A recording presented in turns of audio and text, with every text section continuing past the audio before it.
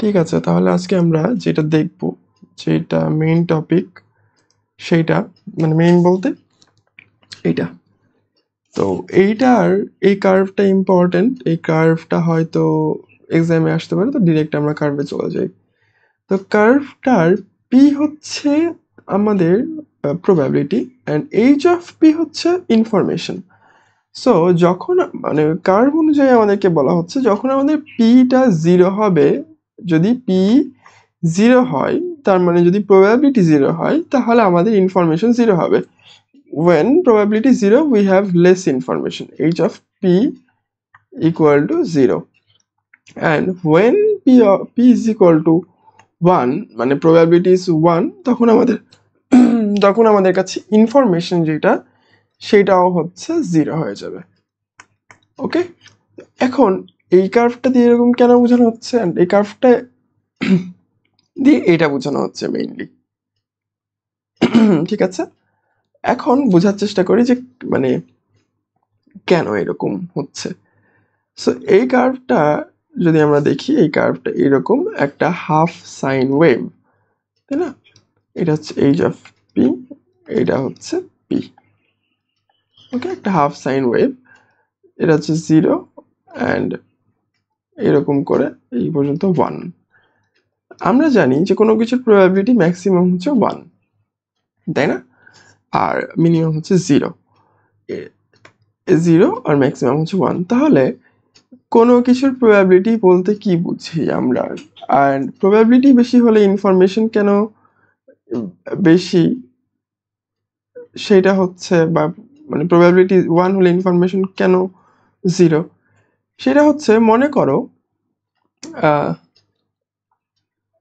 যদি আমরা একটা ডাইস মানে ছক্কা নিক্ষেপ করি, ঠিক আছে?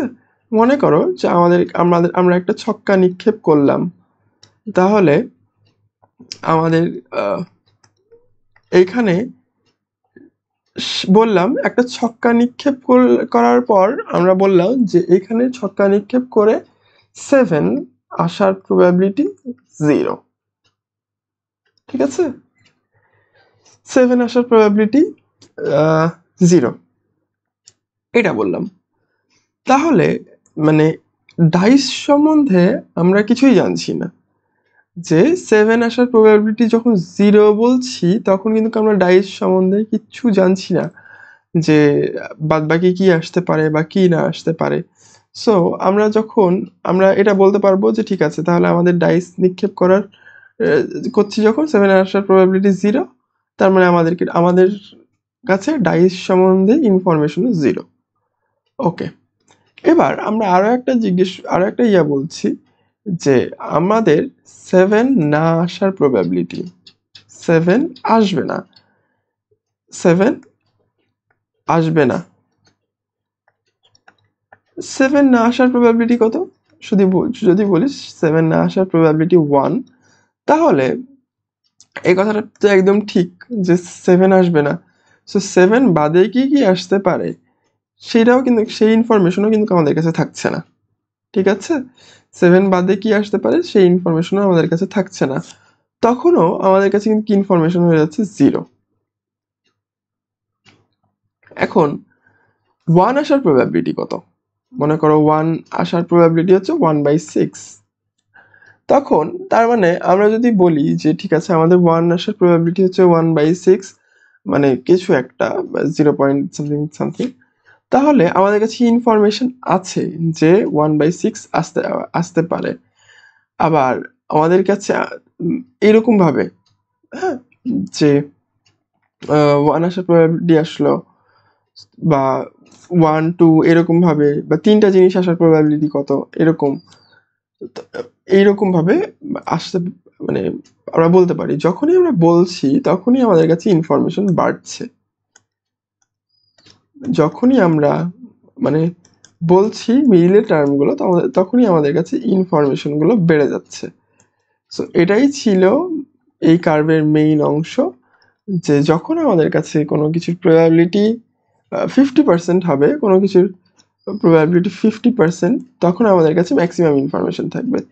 এটা কি করে বলতে পারি? এটা হচ্ছে যে একটা যদি কয়েন টস করি, টস কয়েন, তাহলে আমরা যদি বলি হেড আসার প্রবাবিলিটি কত,